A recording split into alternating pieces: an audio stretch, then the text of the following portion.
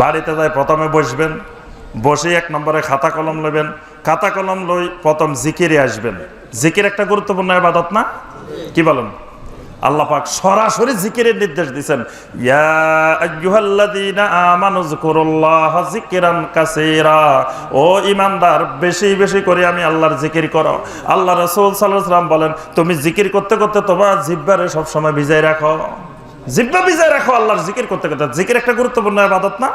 আপনি বাড়িতে যাই খাতা কলম নিয়ে বসবেন, খাতা কলম নিয়ে প্রথমে বসবেন যে আমরা জিকির করতে গেলে প্রথমে চক্ষু বন্ধ করে লাইট নিভাই দিই, মনের পর্দা খুলে দিই, বাইরের পর্দা তুলে দিই।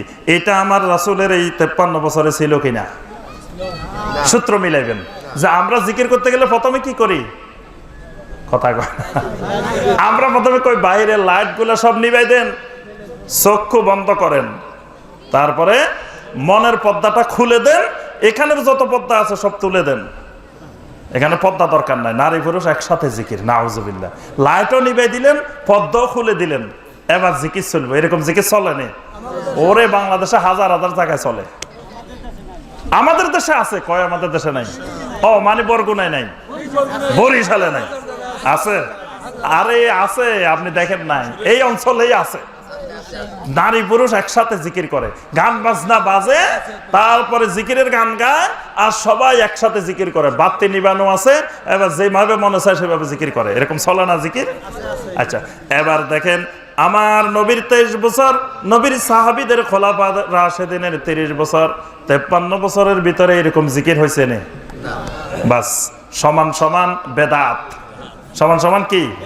বেদাত। আচ্ছা, এবার আসেন, আমরা জিকির করতে গেলে প্রথমে জিকিরের নিয়ত করি। চোখ বন্ধ করার পরে বলি, আমি আমার কলবের তরফ মোতাবাজ্জা আছি। আমার কলব আমার পীর সাহেব হুজুরের দিকে মোতাবাজ্জা আছে। আমার পীর সাহেব হুজুরের কলব দাদা হুজুরের দিকে, দাদা হুজুরের কলব ফিজা হুজুরের দিকে, ফিজা হুজুরের কলব বরিশালের দিকে, বরিশাল থেকে সিরাজগঞ্জের দিকে, সিরাজগঞ্জ থেকে পাবনার দিকে, পাবনা থেকে আবার ফরিদপুরের দিকে, আবার ফরিদপুর থেকে রাজশাহীর দিকে, রাজশাহী থেকে কুড়িগ্রামের দিকে, কুড়িগ্রাম থেকে সিলেটের দিকে, সিলেট থেকে চট্টগ্রামের দিকে, চট্টগ্রাম থেকে ইন্ডিয়ার দিকে, ইন্ডিয়া থেকে পাকিস্তানের দিকে, পাকিস্তান থেকে ইরানের দিকে, ইরান থেকে মদিনার দিকে, মদিনা থেকে আরশে আজিমের দিকে, আরশে আজিম থেকে জিকিরের ফয়েজ ও বরকত এবার আমার কলবে নাজিল হবে।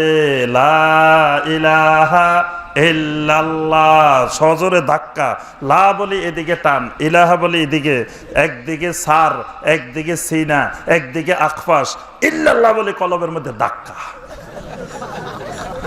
বাস এবার আপনি মিলান, এই জাতীয় জিকিরের নিয়াত আমার নবীর 23 বছরে ছিল কিনা, খোলাফায়ে রাশেদিনের 30 বছরে ছিল কিনা? যদি থাকে সমান সমান সুন্নত, যদি না থাকে সমান সমান বেদাত। আপনি বাড়িতে বসে অঙ্ক আপনারা করবেন, আপনাদেরকে কাজ দিয়ে গেলাম। 1 বছর পরে যদি আল্লাহ বাঁচায় রাখে, আবার আসি হাতের কাজ নিব যে কতটুকু কাজ করছেন। আপনি খালি সূত্র অনুযায়ী বাইর করবেন। তাহলে জিকিরের নিয়ত এটা বাইর করার পরে সুন্নত না বেদাত আপনি বাইর করে ফেলবেন। আচ্ছা, এবার গেল, এবার আসেন আমরা যখন জিকির করি 4টা ধাপে জিকির করি। জিকির কয় ধাপে করি? 4টা ধাপ আছে জিকিরের। 1 নম্বর ধাপ হইল, আমি এখন প্রথম নতুন ক্লাসে ভর্তি হয়েছি। কিসে ভর্তি হয়েছি? শরীয়তে ভর্তি হয়েছি। কিসে ভর্তি হয়েছি? শরীয়তে ভর্তি হয়েছি। ভর্তি হওয়ার পরে আমার জিকির থাকবে শরীয়তের জিকির। বলেন দেখি কোনটা? ওরে বরগুনার মানুষ জিকিরও জানে না। শরীয়তের জিকির হলো লা ইলাহা ইল্লাল্লাহ, লা ইলাহা ইল্লাল্লাহ। এটা হলো শরীয়তের জিকির। আচ্ছা, এই তরিকার জিকির, এটা আল্লাহ রাসূল সাল্লাল্লাহু আলাইহি ওয়াসাল্লাম বলেন আফদালুজ যিকরে লা ইলাহা ইল্লাল্লাহ। সবচেয়ে উত্তম জিকির হলো কি? আফদাল জিকির লা ইলাহা ইল্লাল্লাহ। কিন্তু নবী সাল্লাল্লাহু আলাইহি ওয়াসাল্লাম বলেন না যে লা বলি এদিকে টানবা, কয় লা। আমাদের কয় ফটিয়ার হুজুর মুফতি আজিজুল হক সাহেব রাহমাতুল্লাহ আলাইহি যখন জিকির করতেন, লা ইলাহা বললে পুকুরের পানি এদিকে উঠে যেত, ইল্লাল্লাহ বললে এদিকে উঠে যেত। আল্লাহ রাসূল সাল্লাল্লাহু আলাইহি ওয়াসাল্লাম জীবনে এতবার জিকির করছে, জমজম কূপের পানি লা ইলাহা বললে এদিকে উঠে গেছে, ইল্লাল্লাহ বললে এদিকে উঠে গেছে। এরকম ঘটনা ঘটছে না? কিন্তু আমাদের বাংলাদেশের হুজুরা জিকির করলে দেখা যায় যে লা ইলাহা বললে পুকুরের পানি এদিকে উঠে, ইল্লাল্লাহ বললে এদিকে উঠে যায়। এখন দেখেন নবী সাল্লাল্লাহু আলাইহি ওয়াসাল্লামের কোন সাহাবী জিকির করতে গেছে, কূপের পানি এদিকে উঠে গেছে, এদিকে উঠে গেছে, এরকম ঘটছে কিনা? ঘটছে না? নবী সাল্লাল্লাহু আলাইহি ওয়াসাল্লামের কোন হাদিসে কি বলছে লা বলি এদিকে টাইনবা, ইলাহা বলি এমনে টাইনবা, ইল্লাল্লাহ বলি অমুক জায়গায় ধাক্কা মারবা, তোমার কলব সারখার হয়ে পরিষ্কার হয়ে যাবে একবারে? এরকম কোন হাদিস আছে? বা আমার নবী করছে কিনা? সবচেয়ে বড় কথা হলো আল্লাহ রাসূল সাল্লাল্লাহু আলাইহি ওয়াসাল্লাম করছেন কিনা। আল্লাহ রাসূল সাল্লাল্লাহু আলাইহি ওয়াসাল্লামের 1 লক্ষের অধিক সাহাবায়ে কেরাম ছিলেন, এরা কি আল্লাহর ওলি ছিলেন কিনা? কথা কয় না। সাহাবায়ে কেরাম আল্লাহর ওলি ছিলেন? কি রকম ওলি? ওলি না ওলির বাপ? ওলির বাপ বুঝেন না? আমাদের এক ওস্তাদ সৌদি আরব মিশরে গেছে, জিজ্ঞেস করতেছে ওখানে ওস্তাদরা, আনতা হাফেজ, আপনি কি হাফেজ? মানে হাফেজে কোরআন? লা লা লা আনা আবু হাফেজ। মিয়া আমি হাফেজ না, আমার ছেলে হাফেজ, আমি হাফেজের বাপ। এরা কয় ওরে আল্লাহ, দেখছো বাংলাদেশ থেকে খালি হাফেজ না আবু হাফেজ, মানে জাদ্রেল হাফেজ আছে, আসলে উনি হাফেজ না কিচ্ছু না, হাফেজের বাপ আছে। সাহাবায়ে কেরাম রাদিয়াল্লাহু তাআলা আলাইহিম আজমাইন এত বড় আল্লাহর ওলি, জান্নাতে সার্টিফিকেট দিয়ে দিয়েছে আল্লাহ পাক, সুবহানাল্লাহ। আচ্ছা বলেন, বাংলাদেশের কোন ওলি জান্নাতে সার্টিফিকেট পাইছেন? পাইছে এরকম? কিন্তু সাহাবায়ে কেরাম সবাই জান্নাতে সনদ পাইছে। সূরা তাওবার 100 নম্বর আয়াত পড়ি দেখেন, সবাই বাড়িতে যায় পড়ি দেখবেন।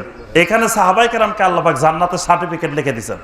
ওয়াসাবিকুনাল আউয়ালুনা মিনাল মুহাজিরিনা ওয়াল আনসার ওয়াল্লাযীনা তাবাউহুম বিইহসান রাদিয়াল্লাহু আনহুম ওয়া রাদু আন ওয়া আ'আদ্দা লাহুম জান্নাত। সুবহানাল্লাহ। সমস্ত সাহাবায়ে কেরামের জন্য আল্লাহ জান্নাত তৈরি করে রেখেছেন। সুবহানাল্লাহ।